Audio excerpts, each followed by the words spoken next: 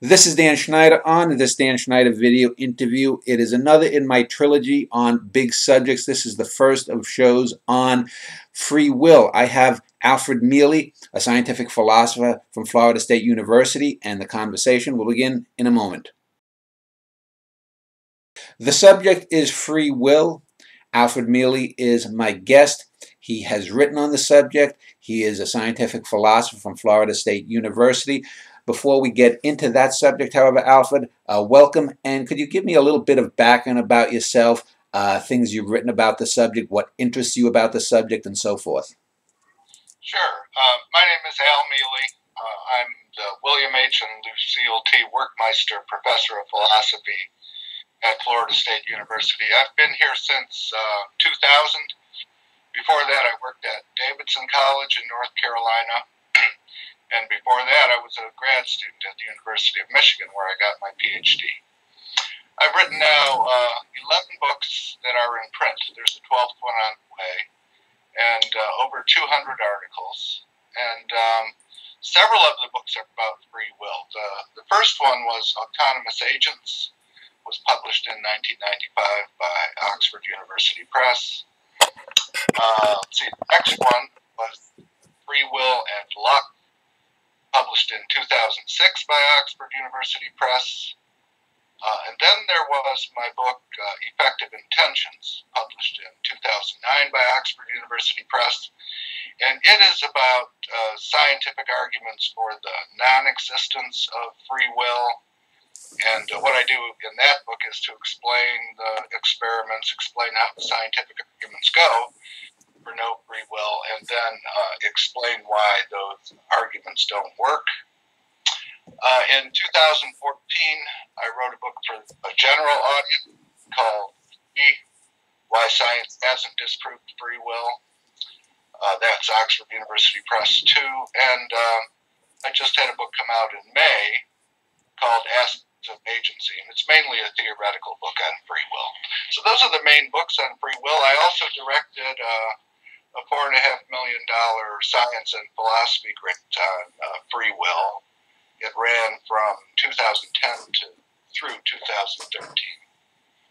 Well, let me start off talking about one of those experiments, and probably the most famous name in terms of experimental stuff regarding free will is Benjamin Libet and his tests about, are we conscious of making active decisions?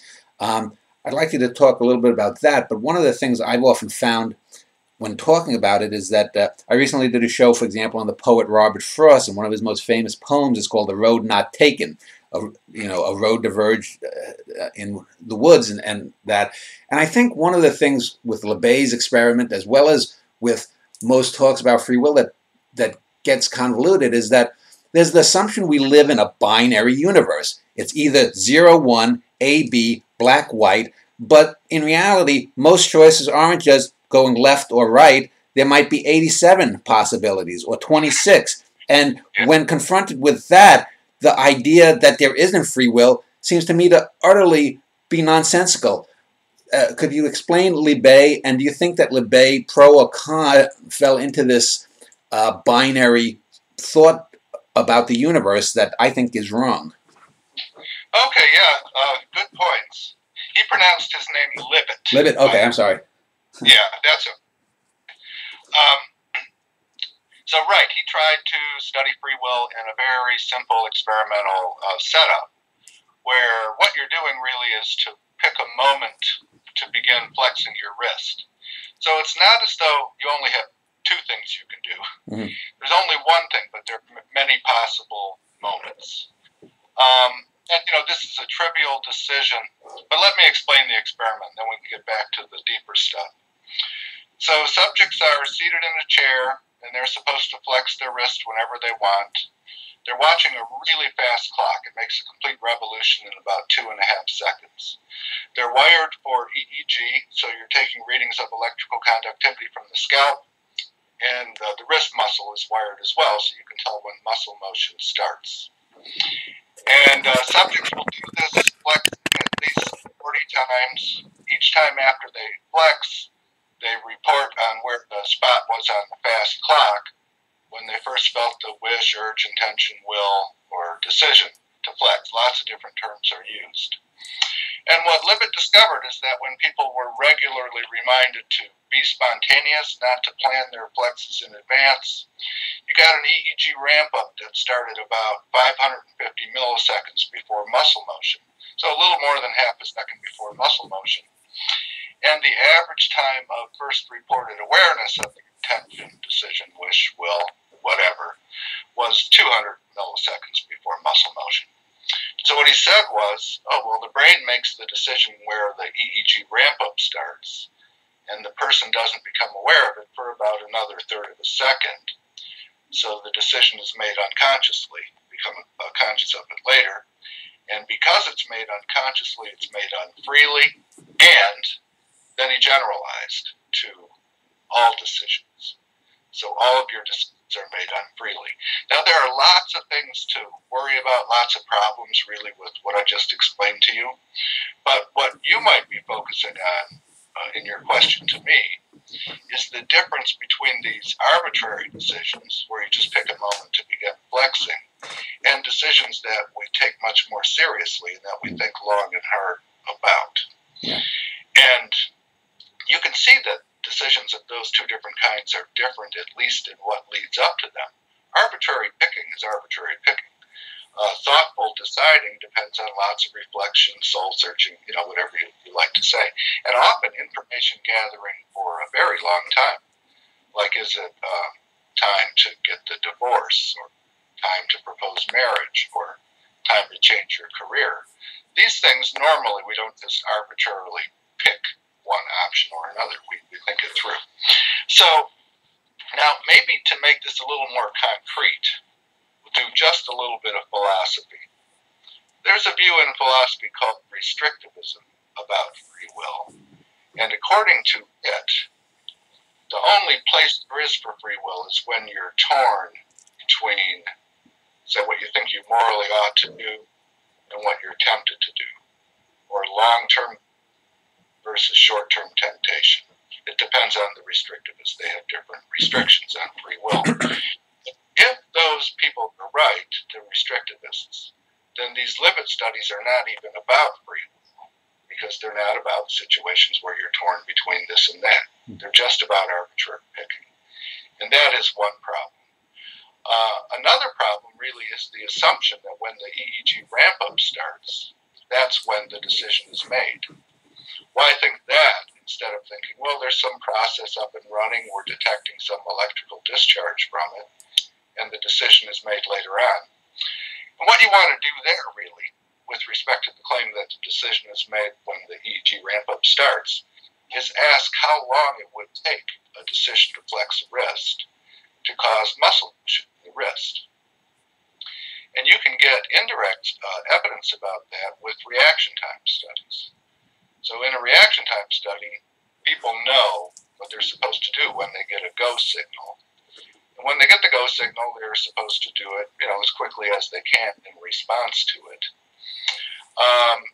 In a reaction time study where people are watching a Libet clock, which is going to slow down reaction time because now your attention is divided between keeping track of the clock, listening for the go signal, and responding to it.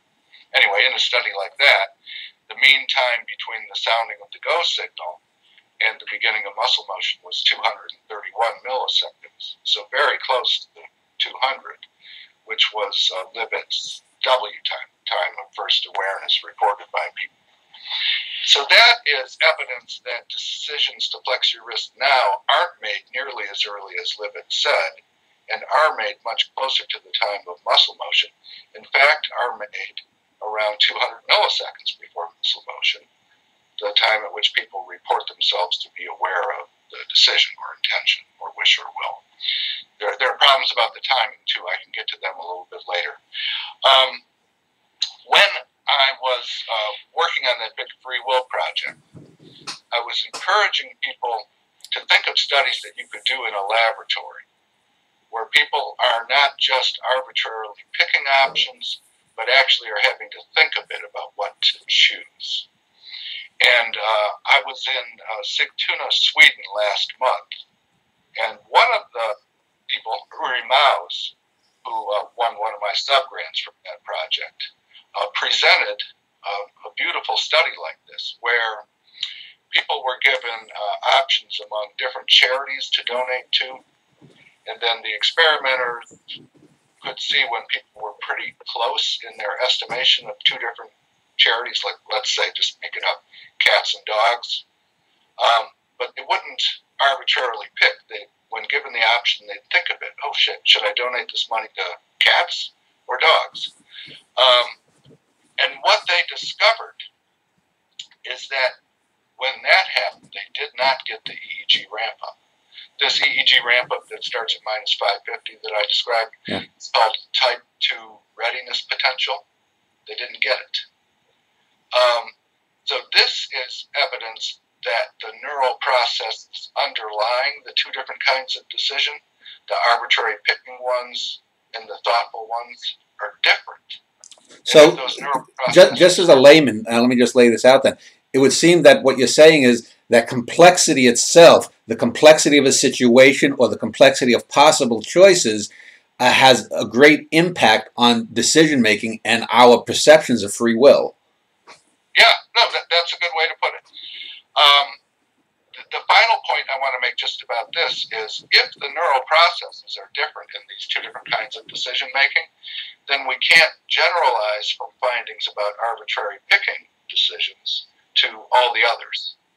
And that itself would destroy Libet's argument. There are lots of other problems with it too. Well, again, not to fall into the trap of being too simplistic, but would you say that, in your opinion, most arguments against free will tend to fall into the, what I guess I would call the binary trap, that we live in a far less complex cosmos than a lot of these people are willing to accept?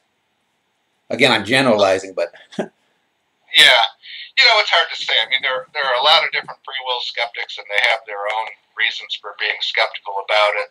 Some of them do think, well, look, either everything you do is free or nothing is. It has to be like that. And well, of course, I can't flap my arms and fly, so I'm not free. Yeah, you're not free to do some things, but it seems to me you are free to do others. Yeah. You freely do some things, and some things you don't freely do. And it's hard to draw the exact lines, but I can give you what I think of as sufficient conditions for acting freely, and you can tell me what you think. Mm-hmm. If you want, can we go off in that direction? Sure, go ahead. Yeah. So there are two different views of free will that I myself take seriously. Okay. There are different views. Two, I think, are important and really interesting. So here's one. According to this view, sufficient for acting freely would be that you're sane and rational, well-informed, uncoerced by anybody, and undeceived, and you make a reasonable decision on the basis of good information. That would be enough for making it freely. And I'm not saying that that's required for making it freely, but that it's sufficient for it. Now, I'm not going to give you the name of this view because it'll confuse people, but that's one view. Now, what some people say is, oh, but you missed something in that proposed set of sufficient conditions. You've missed that you could have done otherwise than you did under exactly the same conditions. So what they want is a kind of openness in decision making, so that, let's say what you decided to do was to donate money to a certain charity, and you decided it at a certain time. But they want your brain to work in such a way that under exactly the same conditions, right up until the moment of choice, you could have chosen something else instead. Like you could have chosen the dog charity instead of the cat charity. Now, what they want then, if they think about it, is that the brain work in an indeterministic way, that these options are actually open. And what that would amount to is that the laws, let's say laws of nature, that govern brain activity are probabilistic as opposed to exceptionless. Now, it's clear that you could have done otherwise if things had been different. like if your preferences had been a little different, or maybe even if there was more or less sunlight shining into your office, different things like that could make a difference. But what is wanted on the second view is that everything being the same up until then, a different decision could have been made. The one way to picture it, a way philosophers like to picture it, is imagine another universe that's exactly like this one, from when it started, just after the Big Bang, until now. And in this universe, you choose the dog charity. And in that other one, you do something else, even though everything was the same up until then. You might think a little bit longer and then choose the dog charity. You might choose the cat charity. You might get sick of the experiments and quit. So they want that. Now, what we don't know is that the brain works in that way. But we also don't know that it doesn't. So in other words, if let's say I'm walking by the two charities, there are people, two representatives for the cat and dog charities, and I'm more of a cat person and I'm inclined to do that. But if let's say while I'm walking, a smell reminds me of the movie Old Yeller, and it puts me in a particularly wistful mood for dogs, that might make me more inclined to go for the dog charity than if I had not smelled that smell. Yeah, but see, now then these two universes aren't exactly the same up until okay. then. So they want them to be the same. Okay. So you smell the smell. Okay. And in one world, you donate to one charity, and in the other world or universe, you donate to the other one. So in other words,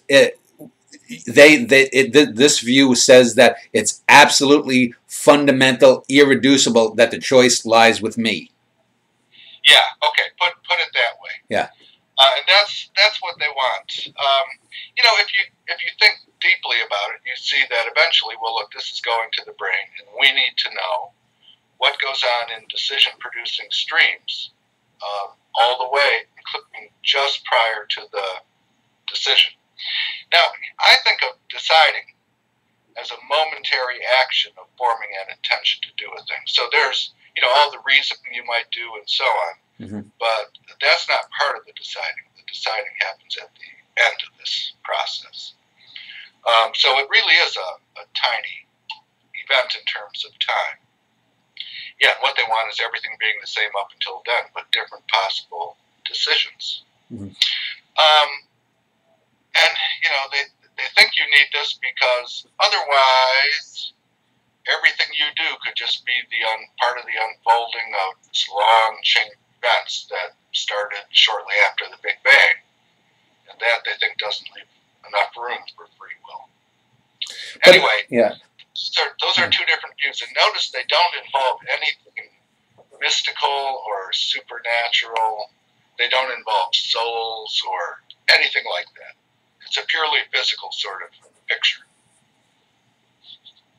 Well, you mentioned the Big Bang, and this is one of the things that gets back to me, and we could talk about things like the butterfly effect and whatnot, but it's like, if we don't have free will and we live in a fully or mostly deterministic cosmos, this gets to the idea of, say, the block universe, that everything, that the future is also pre-planned. It gets to us, to me, it's always been like, well, that's kind of pointless, but wouldn't that mean that the artificer, the god, the experimenter, the creator, whatever you want to call it, whether it is a deity, whether it is a science project or some alien child that we're in the petri dish of, would have to somehow use its free will to make the initial circumstances that start this cosmos, this petri dish that we live in? So aren't we then just sort of offloading free will from ourselves to some higher power? Oh, I see. Yeah, that's interesting.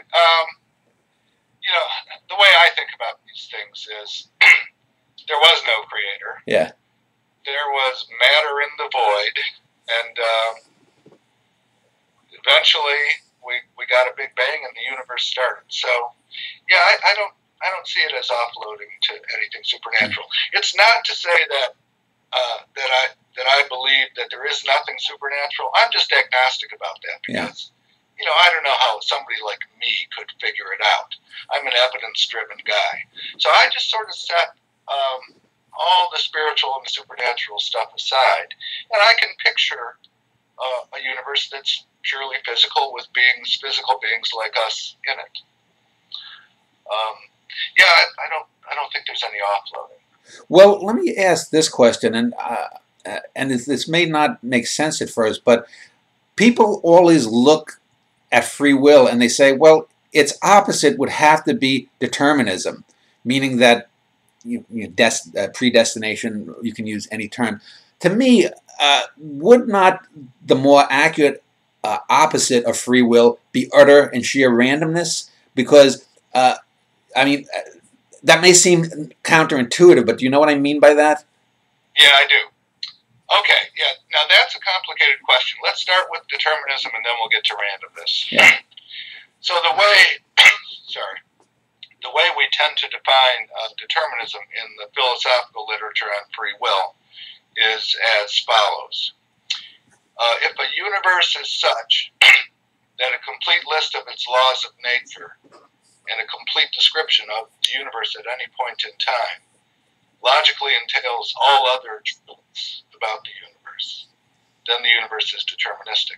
Now, those truths will include truths about what we're doing now, what we did 10 minutes ago, what we're going to do an hour and 3 minutes from now.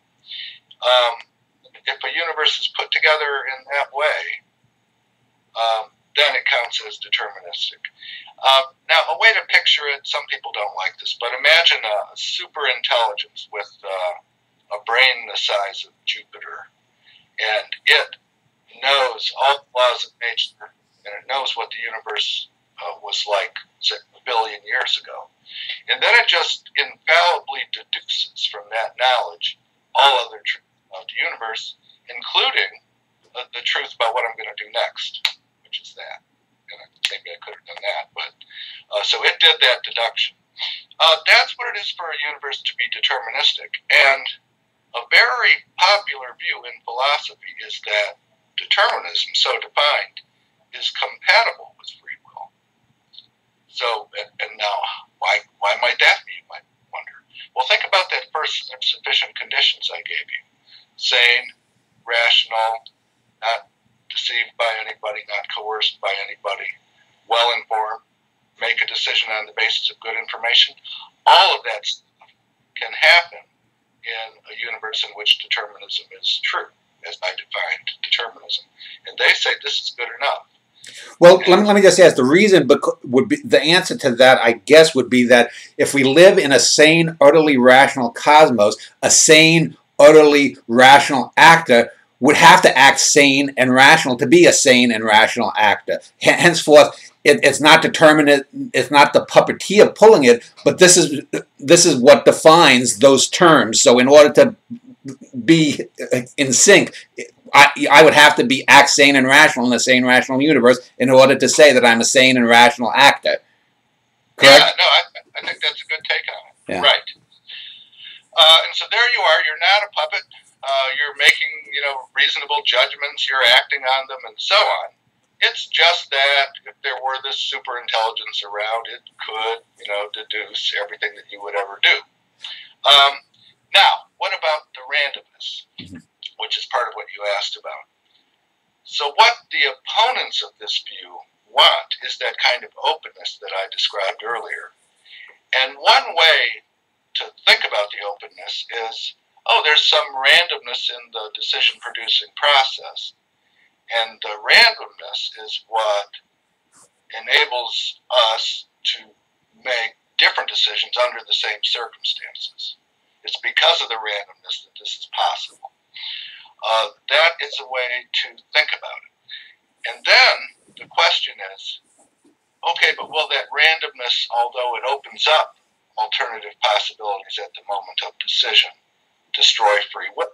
Is it contrary to free will, which is what you were suggesting? That's what my book Free Will and Luck is about. The luck is the randomness.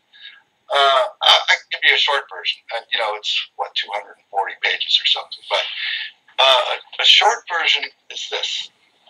So one thing to keep in mind is that even if there is some indeterminism or randomness in a decision-producing stream, there's no reason to think that it's going to be the kind of thing that would just open up anything as a possible decision for you. Now, I just met you, so I can't use you as an example, but me. And I might be thinking about how to proceed next, what to say. It isn't open to me to smash my computer monitor or to turn over the table I'm sitting at. These things are just not within my character. So the randomness doesn't open up those possibilities. But it might open up slightly different ways for me to put a certain point. And I might put it one way or the other. But that doesn't seem to be destructive of free will. What it does is to generate, slightly different options. So randomness doesn't have to be scary. It could be scary with some people, but these would be scary people to begin with. What does free will say about the notion of consciousness itself? I know about 30 years ago, almost 3 decades ago, I was taken with Daniel Dennett's idea of the multiple drafts model. Rather than it being a little homunculus that's in the back of our brains, which would then require another homunculus in the homunculus's brain, et cetera, that consciousness is basically the information overload that we get, and that our physical brains, in the process of processing this overwhelm of info, somehow creates what Dennett would call the illusion of consciousness. Now, I would say that's not the illusion of consciousness, that is the actual process of consciousness. That consciousness is not me innately, my soul or whatnot, but me, I am that thing that processes all this information. And if so, it would seem to me that the multiple drafts idea that Dennett was proposing, and whether it's right or not, I don't know, though, would seem to be very much compatible and almost necessitate free will. And I know Dennett is big on free will. What do you think of Dennett's multiple drafts model and free will in turn with it? Okay, yeah, good question. Until philosophers started worrying about Libet-style experiments, what they might say about free will, and actually not many philosophers write about this, I should say. Consciousness really didn't come up much at all in the free will literature. I think it was just assumed, the decisions we're talking about are conscious decisions. And people didn't need to have a particular view about consciousness in order to write about free will. And that is still the case, in my opinion. Many philosophers who write about free will don't take a particular stand on consciousness, but now questions are arising that didn't used to arise, like, do you need to make a decision consciously to make it freely? What role does consciousness play in the production of decisions, say? Well, so then once you start looking at the consciousness literature, you see that there are lots of different ways of conceiving of consciousness. There's a kind of minimalist way, according to which it's just a matter of sensations and perceptions. We can put it that way. And you might wonder, do you have to have feelings like that or perceptions at a time to decide freely? But now there's a much broader way of thinking of consciousness.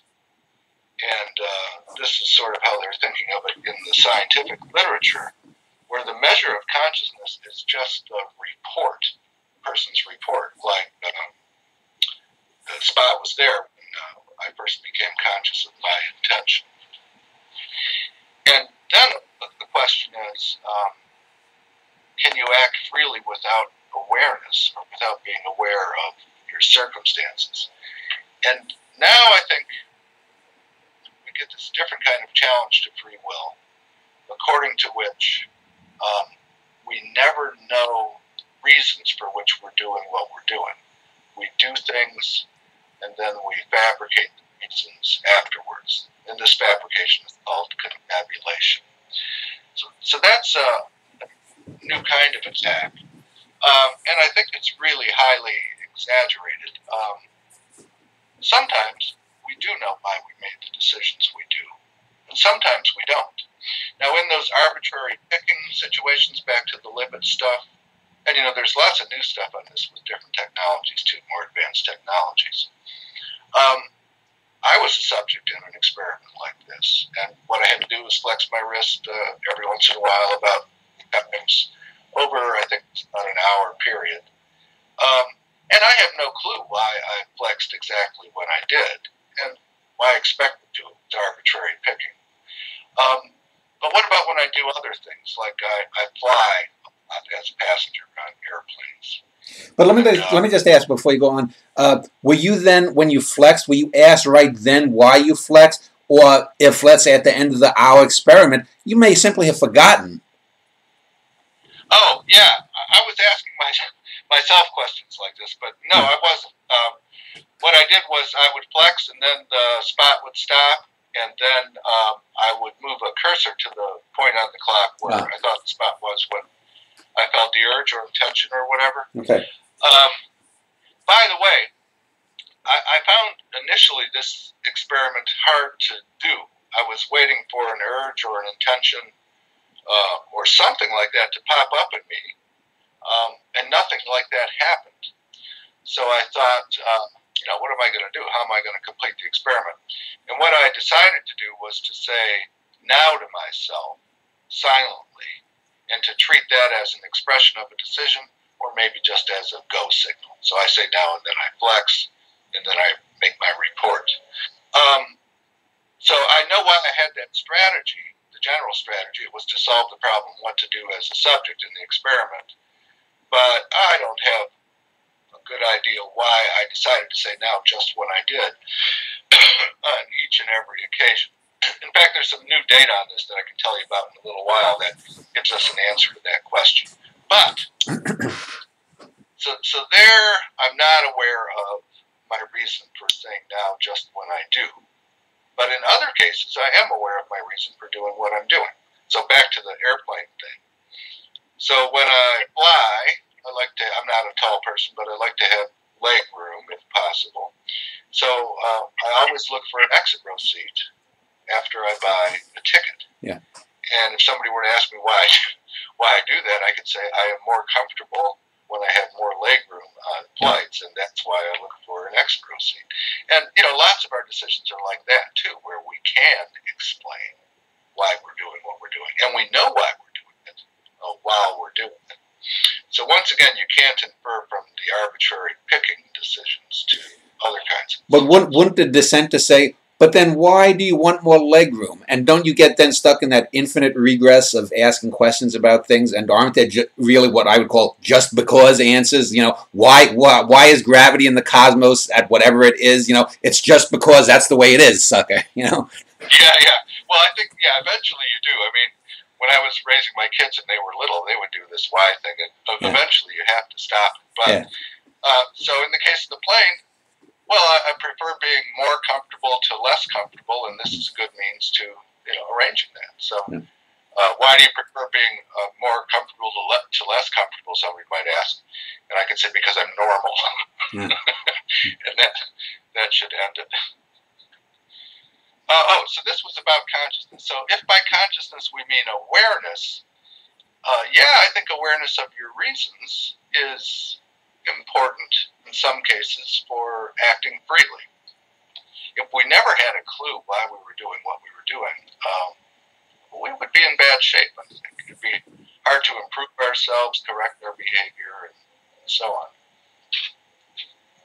Well, I want to ask a specific question about free will, and then a less specific one, a more nebulous one. Let me start with the nebulous one first, though. I mentioned irreducible complexity and whatnot, and it seems to me, I've done a lot of these interviews with philosophers and scientists, and oftentimes I've found, it seems to me that a lot of things that are talked about in science especially are often misunderstandings. For example, just to give a couple of famous ones, Schrodinger's cat experiment being used to say that the observer influences the universe. But of course, Schrodinger, in that famous experiment, whether the cat is dead due to random circumstances until you can't determine until you look, he was using that as a parody to show that no, of course the cat is either dead or alive, my knowing of it has absolutely no bearing on whether the cat is alive or dead. And yet people have taken the exact opposite meaning from it. Same thing with things like the double slit experiment and whether we live in a multiverse. And probably my favorite one is when people misapply things in what we would call the quantum world, the minuscule world, the smallest things we know, and try to apply them into our world. People will say, well, because an electron can randomly pop in and out at some point in the universe, if it's infinite, well, a pink elephant will suddenly appear out of nothing. But they are totally mixing up the quantum and the human-sized world. A pink elephant in an infinity of infinities will never just spontaneously appear. And do you think that when we talk about free will and we talk about determinism and God and the consciousness, that a lot of the messiness of people's understanding of it comes down to people just basically not understanding the terms, not understanding the substructure of what we're talking about? Yeah, I do think that's a big part of it, especially not understanding the terms. Well, let me say something about that in a minute. I like the pink elephant example. Yeah. And an analog of that would be the thought that if there's any randomness in decision-producing streams, then any decision is possible to anyone at any time. And that's just not true, because what's possible for you is constrained by your character. Okay. Oh, and about the terminology, yeah. So, it is unfortunate. Lots of people are interested in free will. And maybe in different disciplines that term tends to be understood differently. So it's kind of tedious, but what you might want to do is set out some possible definitions of it, see if people agree or disagree. But another thing you can do, and something that people are doing, is study ordinary non-specialists and see how they use the expression free will. I'll tell you about a study I did. Let me give you the background first. So I have written a lot of stuff explaining why these neuroscience experiments don't show that there's no free will. And then sometimes in the end, what happens, maybe after a long talk I give or whatever, somebody from the audience will say, well, you might be right in all these objections you raised, but free will depends on souls, and at least the neuroscience experiments show that there are no souls. They show that brain processes are causing decisions. And so then I think to myself, do I think that free will requires souls? No. Person in the audience does. Some of the neuroscientists do. I have some quotations where they say it. And that's part of the reason they think there is no free will, because it requires souls and there aren't any souls. Well, that goes back to people. Sometimes I've heard people thinking that consciousness is not something that's created, but that's we're antennas for consciousness. But then that just muddies the waters even more, because where the hell is this disembodied consciousness coming from, and why is it sending its signals to me? Yeah, I know it's a scary idea.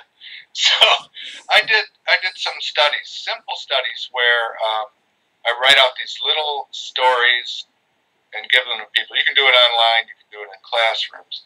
I'll tell you one of the stories. So the story is, it's a certain year in the future, let's say 2020. Scientists have finally proved that everything is physical. Nothing is not physical. Decisions and intentions are brain processes, and they're caused by other brain events all the way back. There are no souls, and so on. John Jones sees a $20 bill fall out of the pocket of the person in front of him. He thinks about returning it. He decides to keep it. And I had different questions. One question was, did John have free will at the time? And another one was, for a different group of participants, does John deserve to be blamed for what he does? And under those conditions, about 3/4 of people say yes, he has free will, and about 3/4 say yes, he deserves to be blamed. One of the studies I did here at Florida State University, the other one we did online, something called Mechanical Turk. So here in Florida, it's a pretty religious state, let's say. A lot of the subjects probably believe in souls. I didn't ask them. But they didn't believe that souls are required for free will. So in addition, what I'm leading up to is this. In addition to proposing different definitions of free will, we can also do studies of lay folk, see how they understand it, and then think about whether we want to modify our definitions to fit better with how they understand it, or whether there's no need to do that, and so on. But yeah, just this definitional stuff I think would help to solve some problems. Well, just to give you your example and go back to the Robert Frost thing, if we don't live in a binary universe and I come to a fork in the road and there are 26 or 87 roads, in what way would ethics or morals come into my going down one road or the other? Maybe if there were a road filled with lepers who were dying and I decided to avoid that road, you could get some morality. But if we're just talking birds tweeting and trees smelling nice and whatnot, and I've got 87 choices, to me, ethics wouldn't apply. So I don't even understand why someone would conclude that you need a soul to make most choices. But I see. Yeah. Let me just get back to, I had said a more specific question, and this relates to the religion, and that is whether, if we have free will, does that or does that not totally obviate the necessity for a God or an all-controller? Because it would seem to me that if we don't have, if there is no free will and things are predetermined, there has to be some kind of controller. There has to have been something that pre-planned the cosmos, that if we accept that there was a Big Bang 14 billion years ago, or even if the universe is timeless, that at some point some agent had to have said that Alfred Mele would be being interviewed by Dan Schneider at this date, at this time, using the equipment that we're using, wearing the clothes that we're wearing, having eaten what we've eaten, gone to, it seems to me just utterly absurd. So there has to be God seems to be this catch-all term that if we reject free will, there has to be a God. Then I just don't see how we could have. There has to be some force that is controlling some aspect of it if we don't have free will. Am I wrong then? I mean, yeah, I don't really see the argument. Let me try to think about it with tiny animals. So fruit flies. Let's say fruit flies. They don't have free will, but they do stuff. Well, do we actually know that? I mean, could for example, could they be making decisions at such a level that we can't even comprehend that there is some minor amount of free will? I mean, or we could go out the other ways. There could be alien creatures that are making decisions out in the cosmos that we would have no concept of. Do we really know if a fruit fly doesn't have even the slightest sliver of free will? Okay. Yeah, let me come back to that one, because there's actually some data that's relevant. Okay. Where I was going with this was, I just want to tell you that and then we'll come back, was this. Well, fruit flies do things, assume they don't have any free will. Would we then infer that there must be some God who's controlling what they do? And I think no, we would just think, oh, they're part of the world and they do what they do, and they're not controlling what they do, but nobody else is either. They are, in effect, zombies. Well, yeah, we could say they're zombies. Yeah. Okay, now the data on fruit flies. When did this research hit the news? I think around 2013.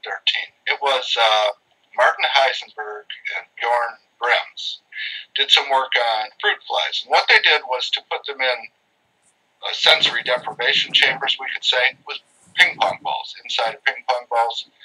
So there was no input. And they were hooked up by little brass tacks. And they could move, their wings one way or another. And the scientists tried to predict, after getting a lot of data, a lot of readings, how they would move. And try as they might, they could not predict it. And what they concluded is that there's some randomness in behavior of fruit flies. And if you think that they make decisions, it would be in decision-making behavior of fruit flies. And then, one thought is, well, if it's there, it could be part of our evolutionary heritage and so on. But suppose there is that randomness in fruit fly brains, and it can affect how they turn. Would we say that they have a bit of free will? Well, that's going to depend on how we think of free will. Mm-hmm. Now, some people think of it in such a way that it applies only to morally significant behavior. I don't myself. I'm more broad-minded about it, but if you think of it that way, then you're going to think, no, fruit flies just have a bit of randomness and a bit of flexibility in what they do, but they don't have free will because they're not cognitively sophisticated enough. This is a hard one. I've been wanting to study ordinary folks to see how far down the animal kingdom free will might go, and I don't know. Well, for example, if the fruit fly, for example, recalls seeing another of its kind getting stuck in a spider web that glistens a certain way in sunlight at dusk, and it's dusk in a day, 3 days after its mate or its fruit fly pal got devoured, and it sees that same type of glisten in the dusk, maybe, and it, instead of heading there and becoming a meal, maybe it veers off to the left to avoid the silk of the spider web. Couldn't we say then it has made has been an actor in its own life? You could say there's acting there. Then there's the question, whether it's intentional and what intentional action means and so on. Well, here's a story from Dennett. It's a true story. Tinbergen, I think, was the scientist who did it, but I could be wrong. It's about the digger wasp. And what the digger wasp does is it stings its prey, it's a cricket, brings it to the mouth of its burrow, then goes in to check. Then if everything's okay, it goes out, gets the cricket, drags it in. But the experimenter, every time the wasp dragged the cricket to the mouth of the burrow, pulled it away. I forget how many inches, 8 inches, let's say. And every time that wasp would come out, get it again, bring it to the mouth of the burrow, and go inside. So what you had there, and I think he did it up to 40 times and then he quit. What you have there is what's called a fixed action pattern. From the outside, it looks like it's goal-directed, intelligent, and so on, but it's not. It's a sort of mechanical routine. Yeah, so the wasp didn't remember that the coast was clear in its burrow. Yeah. Yeah. Yeah. And, so then maybe you're overestimating fruit flies and their behaviors like the wasp behavior. I don't know. I mean, these are hard questions. What I do in Free Will and Luck, because I mainly want to talk about the moral responsibility level of free will, is I say, basically, look, I don't know how far down free will goes, but I'm going to talk about moral responsibility level free will. Yeah. And that's free will of such a kind that if all the other conditions for moral responsibility are satisfied for an action, say, if you add that, then you've got moral responsibility. And that's a way of ducking the question how far down free will goes. But some of these questions, I think, are just, well, not solvable in a way where you can persuade other people, a lot of other people, to go your way. It's like the Wild West. There are so many options. So let's go up the ladder instead of down the ladder to fruit flies and wasps. Let's say, and I'll just use you generically speaking, I don't know anything about your personal life. Let's say that you were married and you were seemingly happily married, and at a convention for philosophers or something, you meet an attractive female philosopher, you have a good talk, you're out with the other philosophers talking and whatnot, and this female philosopher is maybe making sexual overtures to you, and you have then the choice that you are either going to, let's say for the first time in your life, cheat on your spouse or not. If we're going up the ladder, what possible answer could someone who believes in determinism give to say that you were predetermined from the Big Bang to cheat on your wife or not? That to me makes no sense. There has to be some kind of force there, because we're going up the ladder, now down. What is their argument? Because it doesn't seem to be rational to me. Yeah, okay. Now, there was a time, when a lot of philosophers thought that determinism was true. And not really for philosophical reasons, but they thought, well, look, that's the dominant scientific view, so scientists should know, so it's true. And what they wanted to do was to argue that even if it is true, or even though it's true, free will exists. Hardly any of those philosophers thought that free will depended on the truth of determinism. They were trying to square it with their scientifically driven beliefs. But these days now, almost all philosophers who work on this stuff think that determinism is false, and not really for philosophical reasons, but because the dominant interpretations of quantum mechanics are indeterministic. The only philosophers who thought that determinism was required for free will thought that because they thought that free actions had to be caused and that causation depended on determinism. And that last bit is false. Causation doesn't depend on determinism. There can be probabilistic causation. So the causal laws don't need to be exceptionless. Mm-hmm. But now your question was a little bit different from that. I mean, all that was relevant, but you want to know, how could somebody think that my behavior in your example was determined? Yeah, a planet explodes 1 billion years ago, and you either cheat or don't cheat on your wife. How do we get that butterfly effect? In other words. Yeah, I see. Well, if you're thinking that, not you, but if somebody is thinking that determinism is true, then they're thinking shortly after the Big Bang, well, it depends on how they think of laws of nature, but just to simplify, shortly after the Big Bang, all the laws of nature are in place, and the state of the world at that time, together with the laws, entails all others. So it must entail that I do whatever I do in your story. Yeah. Well, let me ask. Otherwise, you're thinking, here's a way to think about it. So suppose you tell me, no, because you are the kind of guy you are, determinism is false. And then I say, can you really deduce a truth about the entire universe of this magnitude, that determinism is false, just from some observation of me? Mm-hmm. And that seems a little strange. Then we wouldn't need physics to figure out whether determinism is true or false. We could just look at people. Well, let me just ask a few more questions and we'll wrap up. One of the things that I had mentioned about poor terminology and maybe going forward, philosophers may be able to define things better, because determinism, as he said, I could spend a whole show talking about the weaknesses of the term itself, weak determinism, strong determinism, and whatnot. And because I think of like an old, the religious puzzle of, if God is omnipotent, then God should be able to create a rock that he can't lift, that's too heavy that he can't lift. But if he can do that, then he's not omnipotent, because God should be able to lift anything. So and it depends on people not understanding what the word omni, meaning total. There are superlatives. You can't be perfecter. You can't be perfectest. Do you think going forward that when we think about things like free will and other things, but since we're talking about free will, let's stick with that philosophers especially should be thinking up newer ideas, maybe coming up with more clear and precise terms than something like determinism, which has always to me been a very muddy term. Yeah, I see. It is part of our tradition to use that term. I've often thought we'd be better off if we could just use our definition of it, but not call it determinism, just call it X's or something like that.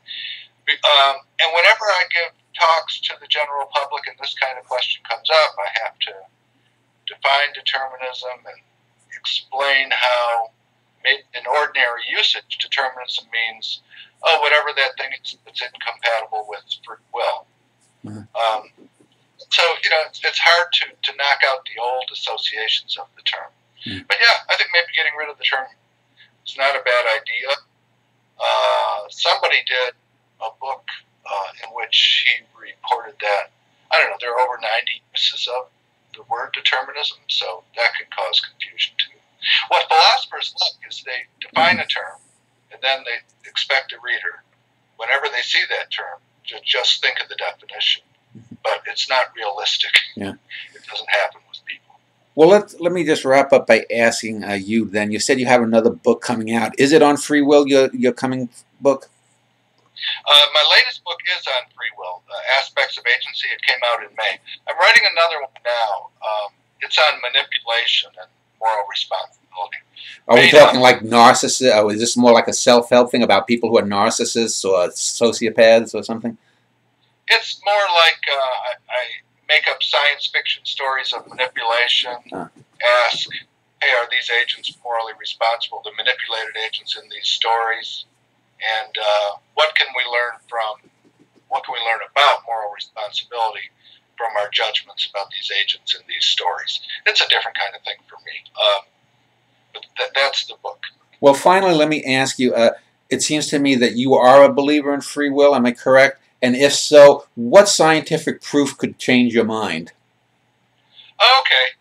Yeah, that's a good question. Now, I actually have, I suppose it is a unique position on free will. So those two different sets of sufficient conditions I gave you, I'm agnostic about whether you need indeterminism for free will or not. Mm-hmm. So what I say is, I offer you these two. I'm not going to pick. I'm not going to choose between them. So then when I hear a question like that, I have these two different sets of sufficient conditions to work with. Now, to show that we don't have free will in that sort of weaker sense, sane, rational, well-informed, compelled, and so on, you'd have to show that no sane, rational person ever makes a well-informed decision, which, it's just not going to be shown. And that indicates that the bar for free will there is not so high. But when we move over to injecting indeterminism into the requirements for free will, then any experiment in principle that could show that brains operate deterministically would show that we don't have that kind of free will. Okay. Now, we're nowhere close to being able to do this. All kinds of things influence what goes on in the brain. And you can try to filter as much of it out as possible, but the brain is incredibly complex. And, nobody ever produces brain laws that are 100% accurate unless there are things like, if a person has no brain, he doesn't move, things like that. So, yeah, that would be way off in the future. But in principle, an experiment like that would show me that there's no free will, the second kind, the higher grade free will. Well, I want to thank you for spending about an hour talking about free will with me. I will link to your webpage at FSU below this video. People, if they enjoy or want to find out more about you or your work, can contact you there. So thanks for your time, Alfred Mele. Sure. Thank you. It was fun.